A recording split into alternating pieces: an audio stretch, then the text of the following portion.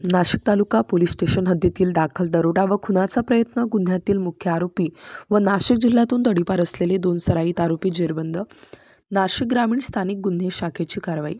दिनांक 13/11/2025 रोजी रात्रीच्या सुमारास चारचाकी व मोटारसायकलवर आलेल्या अज्ञात 8 आरोपींनी संगनमत करून गिरणारा येथे फिर्यादीची गाडीला डॅश मारून चॉपरचा धाक दाखवून पैशाची मागणी करून अंगावर गाडी घातली व पोलीस अंमलदाराच्या अंगावर गाडी घालून ठार मारण्याचा प्रयत्न केला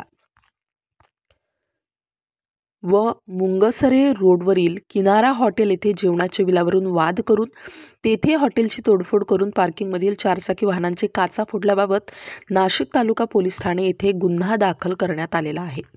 सदर गुन्ह्यातील मुख्य आरोपी हे गुन्हा घडल्यापासून फरार होते.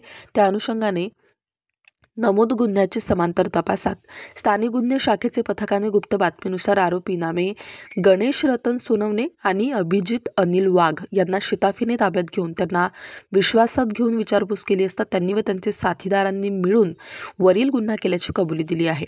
सदर कारवाई माननीय पोलीस अधीक्षक श्री बाळासाहेब पाटील, अप्पर पोलीस अधीक्षक श्री आदित्य मिरखेलकर यांच्या मार्गदर्शनाखाली पोलीस निरीक्षक रवींद्र मगर, स्थानिक गुन्हे शाखा तसेच पोलीस अंमलदार प्रवीण काकड, संतोष दुंदे, नवनाथ शिरोळे, रावसाहेब कांबळे यांनी केली. स्टार न्यूजसाठी मोहसिन पठाण, नाशिक.